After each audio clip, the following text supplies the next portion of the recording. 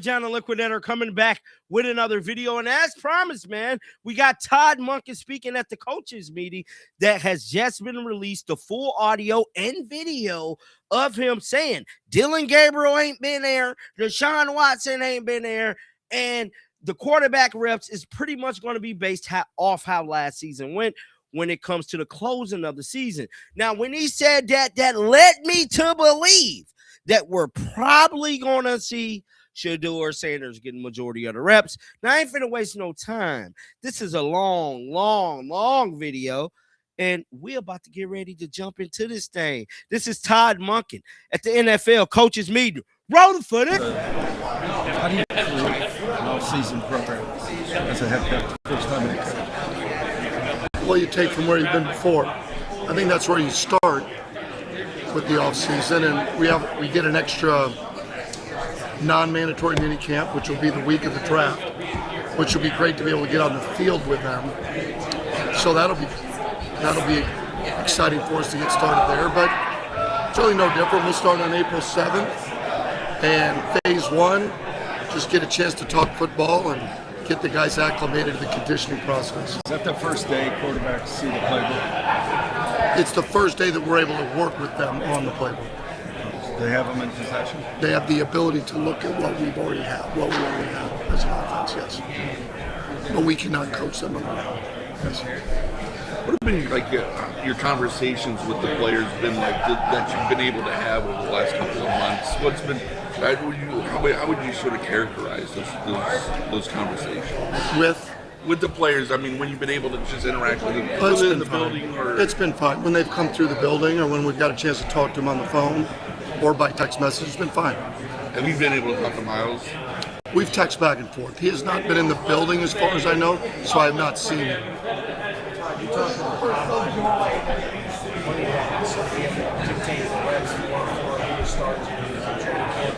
So getting to that point, how do you sort of plan on dispersing reps for the quarterback throughout the spring and then through summer before you get to that training? Well, I wouldn't say they're going to be evenly dispersed, but we'll definitely disperse them to give ourselves a chance to at least evaluate who we have on the roster, whoever that might be, as we go through the offseason. I know you said ideally you would like to go into training camp like knowing who the starter is, but is that realistic, especially given like Deshaun is a player who hasn't really played live game reps in almost 2 years now?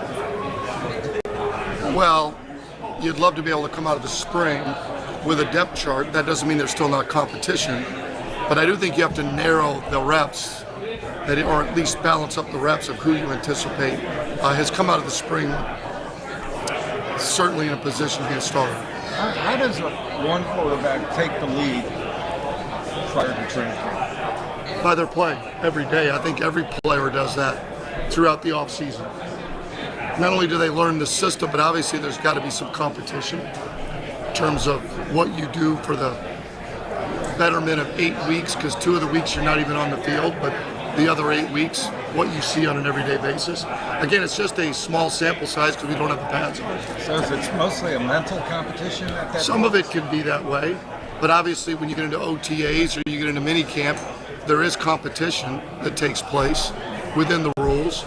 So I think you'll have a better idea of each position, what their play looks like, and then you take that into training camp, which is the closest thing you'll have to playing in games. Todd, when you evaluate draft quarterbacks, do you like to work them out? Do you feel like you get enough interviews? I think working quarterbacks out is a piece of that. I wouldn't say that's obviously the most important piece of any player's their film. What they do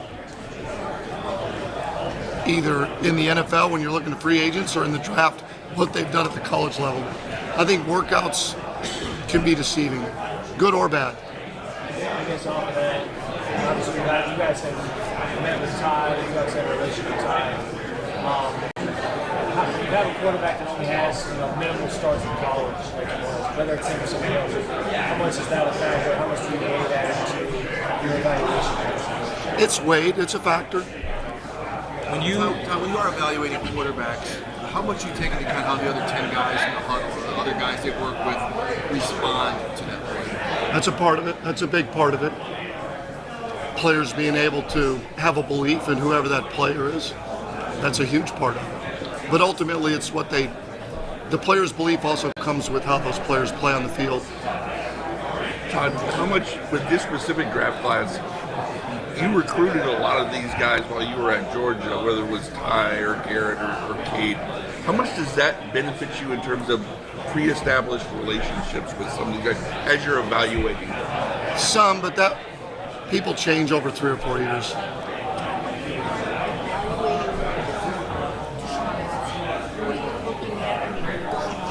In some cases to his Houston days where you're trying to what he's done, trying to get a brief on what he might be able to do. I really haven't looked at much film from the past of Deshaun. I know he's going to be part of the roster, and I know he's played at an elite level in the past, and we're excited to get to work with him. I know he's excited about getting back here and getting to work. I remember when you arrived in Baltimore, you spoke about wanting to really empower Lamar Jackson at the line of scrimmage and really give him that full autonomy.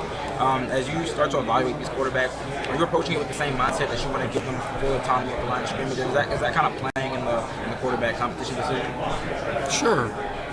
I think the more you empower any player, any person, gives you the optimal opportunity to get the most out of them.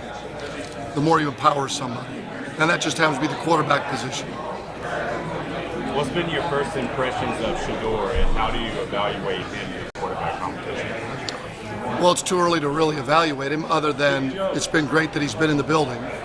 It's refreshing to see a player that recognizes where he's at and where he wants to get to. And Gabriel hasn't been in the building? As far as I know, he has not. I have not seen DILLON yet. Deshaun was in early when I got the job, so I got a chance to sit down with him. How did that conversation go? I know you're not allowed specifically to talk football strategy. Conversation with Deshaun. Went great. No, he seemed excited and ready to go. Again, time will tell. Have you figured out what that horse's head gift was all about? It was my birthday. No, I mean, there was more than that. It was just having to be my birthday. I haven't really drilled down yet exactly. What was the relevance in him choosing a horse? He said he really liked it. Get one for himself. He said he was going to, but he hasn't yet. Is it ceramic or glass or what? I think I don't even know what porcelain is, but it felt porcelain. It was clay or somewhat heavy, but it's a horse. Where is it? But it's right in between the Browns helmets, right behind my desk. Oh, yeah. Yep. I just left it there. He's been in so often. You know how you change out pictures of people that come to the house? Cousins, aunts, uncles, relatives, to make it whoever shows up. He comes in the most often, so I have his horse head. If Deshaun gave me an elephant, then I'd have the elephant up there as well. Uh-oh! Todd, given like He said, damn near got a picture of SHEDEUR in his office. He come in so much. Know how like you got your pictures on your mantle? That's what he just said about SHEDEUR. SHEDEUR horse on the mantle, bro. I'm sitting back here listening. I'm different listening. stuff you had in college and the NFL, what's maybe like your philosophy on building out the wide receiver rooms in terms of skill sets and what you're looking for in that room? Well, I mean, it's real simple. Big, fast, physical, ball skills, run after catch. I mean, of course, that's what everybody's looking for. But I do think, like any position, you're looking for a player that, what is their elite trait? How can you continue to develop and round out the rest of their game? And how does it fit into what you want to do offensively? Todd, when you look at this, specifically this tackle group, and you sort of peruse it, do you see a relative lack of guys that are true left tackles in it comparative to maybe some others? Because it seems like a lot of the top guys are right tackles who they're talking about flipping to the other side. Do you believe that to be the case? Haven't drilled down that far into position specific. We've looked at all of the players, have a pretty good idea of where we have them stacked. Andrew will have to speak more on that. But I think there's excellent depth in the O-line room. And in some ways, left tackle and right tackle, sure, it's important, the left tackle with a right-handed quarterback, but I know this, when TJ Watt lines up on the right side, you'd feel a lot better if you had a really good right tackle. When we were playing Miles and he jumps over there, we weren't going to jump Ronnie Stanley over there, so you really need 2 tackles. Certainly the left side is critical. Where do you envision Elton Jenkins ending up on your line? Is he like a chess? Haven't gotten there yet. Certainly we'd love for him to play guard, but he does give us the flexibility to play him at center, depending on how the draft and our roster shakes out as we get closer to the season. But I love his flexibility. In these early weeks of the offseason program,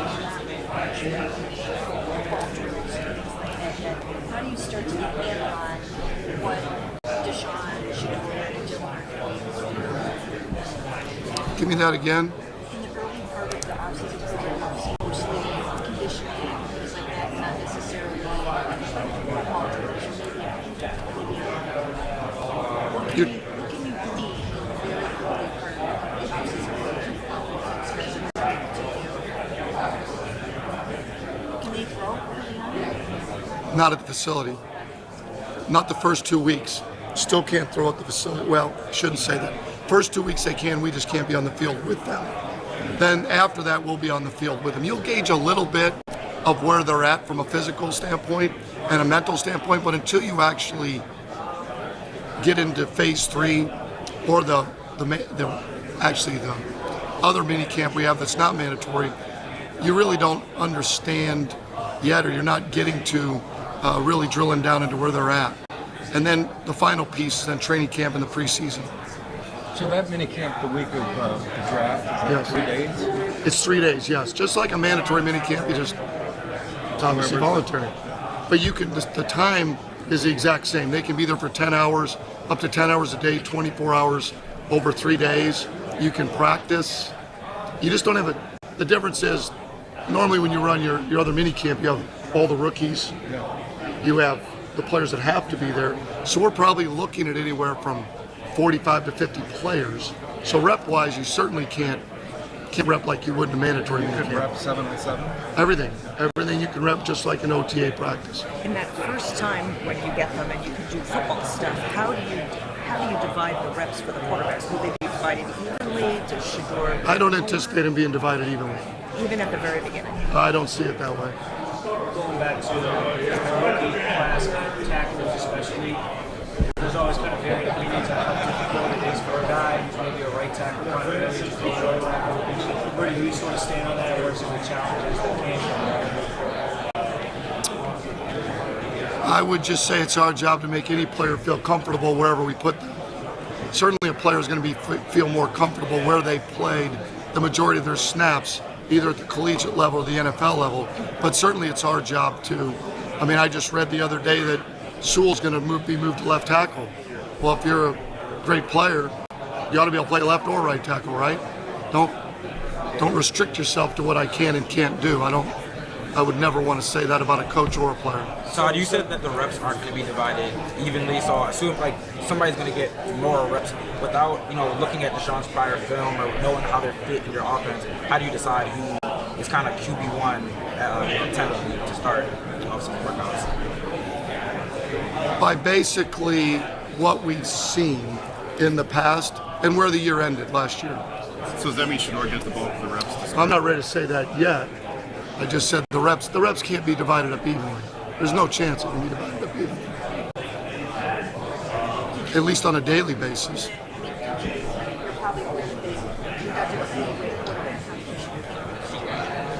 I'm guessing you want to avoid your starter not getting It's not ideal. I was at Georgia, I think we had a 4 or 5 way competition my first year there, the COVID year, and that was not ideal. Todd, you were an NFL coordinator for 4 years before you went to Georgia. When you came back, how were you a different coach? Oh, great question.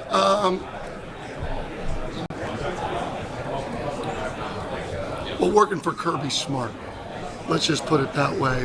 One of the elite coaches at any level, his work ethic, what he demands from players, I think is hard to not benefit from. Just like being with John Harbaugh.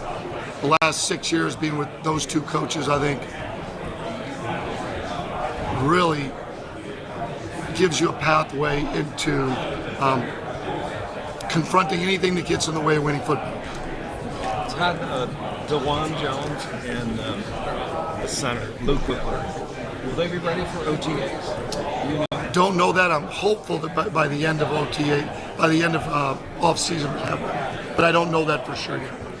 Why do you think the league keeps skewing toward young offensive minds, and why won't they give older guys a chance until you and McCarthy's getting a third time around? But it doesn't seem to normally go this way. Why do you think that is? Oh, I don't know.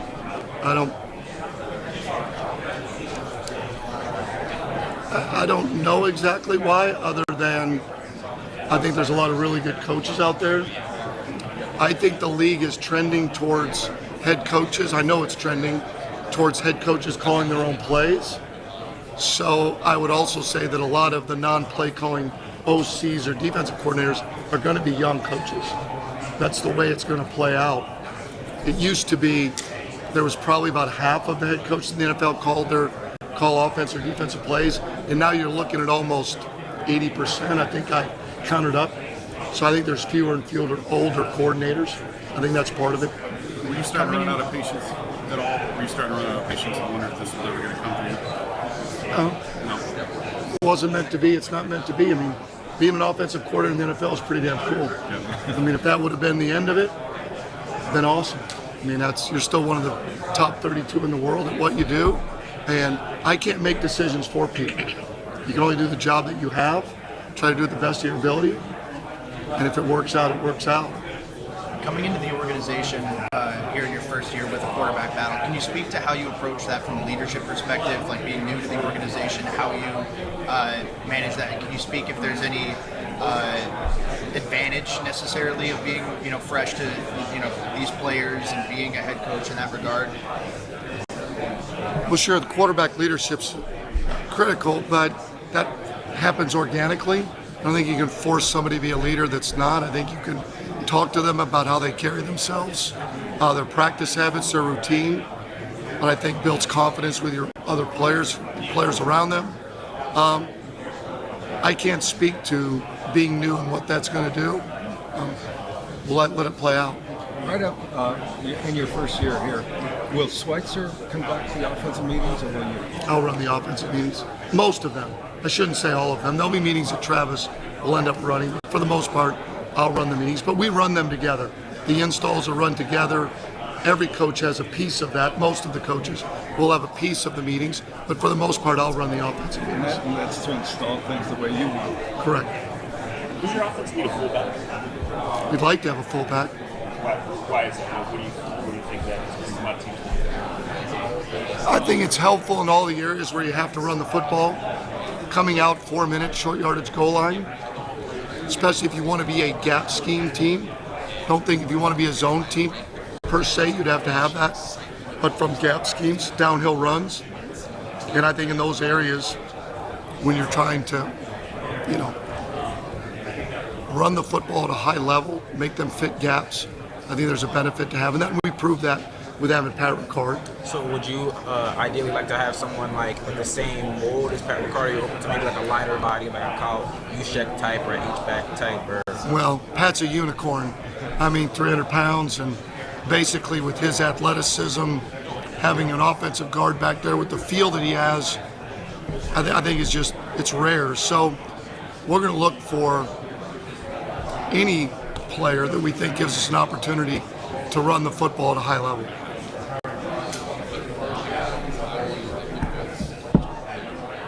I know we asked you this, but do you, if you guys do that and how do you feel about what you have going on? Do you feel head into the season and get to win this season? No, I'm excited about the room. I'm excited about SHEDEUR, Deshaun, and DILLON. We'll see how it plays out through the draft or through free agency of adding another piece to that room. How different has the last 2 months been when you've had new jobs before? the first time? Is there something that is a lot different, or are you going to work every day and it feels like it feels so? Early on, it was different because you're hiring. That's probably the biggest piece of it, is hiring staff, because you're a part of it in the past. And you got to go all the way back to Southern Miss, but not to the extreme of the pieces we had to put together here. Obviously, in two critical spots, special teams coordinator and the defensive coordinator position, that I thought would fit well with the current staff. So that was as much as anything. Everything else is getting ready for the draft. It's football. It's getting to know the players. None of that's different, in my opinion. What's your philosophy going to be on playing time in preseason games? You only have 3 of them. Do you favor playing rather than sitting? That's a good I question. anticipate playing our guys. How much, that'll be determined, but I do anticipate playing our guys. All 3? Parts of all 3 games? I don't know if I'd say all 3, but it's some part of the preseason I anticipate our guys playing. These guys learning a new organization,